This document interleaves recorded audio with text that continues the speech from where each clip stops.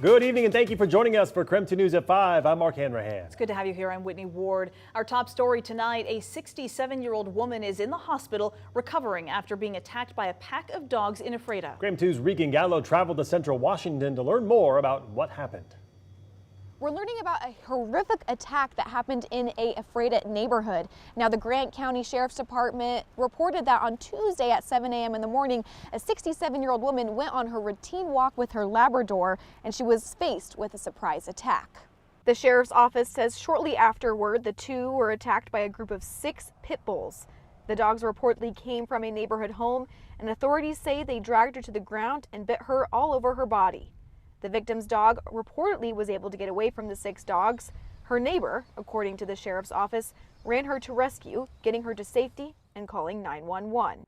Clearly she tried to defend herself from the attack by 6 dogs, but they overpowered her. And thank goodness the neighbor was home and was able to go out and help stop the attack from happening. Authorities then told us the woman was first transported to Columbia Basin Hospital, and then she was taken to a facility of Spokane.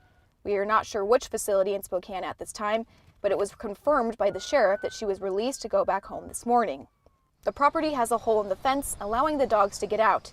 Neighbors tell us that makes them wary of this part of the street, and they tell us that they avoid it. I had a brief discussion with the owners yesterday. They were very concerned. They were apologetic for what had happened, and they volunteered the dogs to be taken into custody, and they understand that the dogs will be euthanized.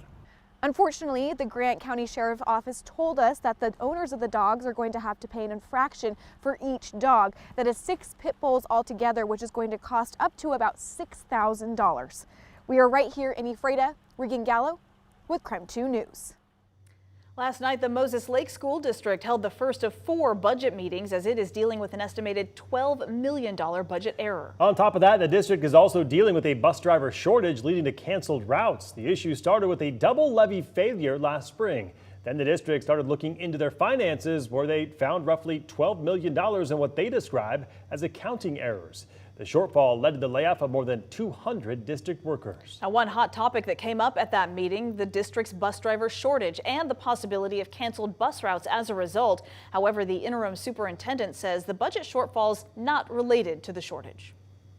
But the reality is we have enough money to pay the drivers and to fuel the buses and run all of those routes. We don't have enough substitute bus drivers. The superintendent estimates it'll take 4 years for the district to get back to where it needs to be financially. All right, time to take a quick break from the headlines to talk weather as we are tracking a weather impact alert for tomorrow morning. For more on that, we want to turn back over to our chief meteorologist, Jeremy Legoo. Well, it does look like it gets cold enough to constitute one of those weather impact alert days tomorrow, but right now it's not bad, 63 degrees, and that's why we got to say, hey, something's changing. Overnight, we fall into the 30s, likely down near freezing across much of the region. And for that reason, the National Weather Service said frost advisories. Basically, if you have any sensitive vegetation, flowers, tomatoes, you know, that stuff, throw a sheet over the top of it. If you're heading out to the bus stop early in the morning, wear a jacket. That's for all you kids out there who think you're tougher than cold. Cold will win. Cold is cold.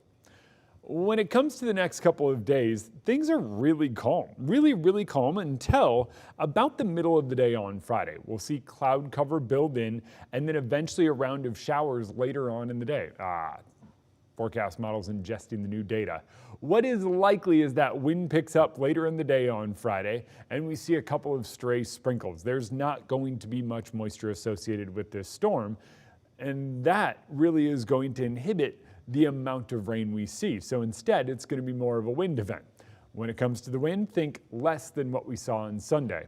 Despite that, the sun comes back out and in a big way over the weekend. All right, sounds good, Jeremy. Thank you very much. In other news tonight, Eastern Washington University alerting students and faculty after reports that students were given date rape drugs while at parties. On Monday, the university sent out an email to everyone on campus to warn them and to provide more resources for anyone who may be impacted. KREM 2 Shannon Mowdy went to Cheney today to find out what the school and police are doing to protect students. The reports came into Eastern Washington's campus police Monday morning. 2 students, 2 separate parties. 2 close calls that are too close for comfort, for Chief Jay Day. It's very concerning for us just because of the volume of students that we have that are out on the weekends. EWU's now warning students to watch out for date rape druggings after these two students experienced symptoms consistent with being roofied. Chief Day says it happened at two off-campus houses. An email was quickly sent alerting campus, including freshman Brianna Martinez, who considered a party to celebrate her first week of classes. It kind of makes me feel like, wow, what would have happened if I did go to those?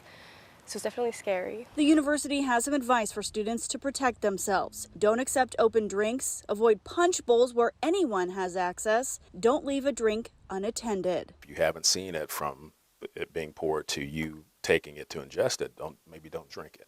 You know, if you didn't pop it, don't drink it. And Day says, speak up when something's suspicious. Be a good friend, be a good teammate.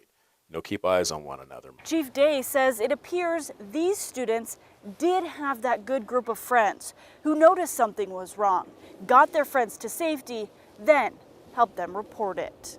When our students have things happen to them, we make every effort to put the power back in their hands. Empowering students to report and immediately get tested if they suspect they've been drugged. Day says that can help connect other incidents and provide valuable evidence, even if students decide not to go through with a full investigation. We support you 100%. It's on the record. If you ever change your mind, here's our number, here's where we are, come and talk to us, and we'll make sure to walk down that road with you hand in hand to get you the help that you need. For Martinez, it's a first college lesson on caution if she does end up going out. Shannon Mowdy. I don't know. I definitely think about not going, and KREM 2 News. because of that incident.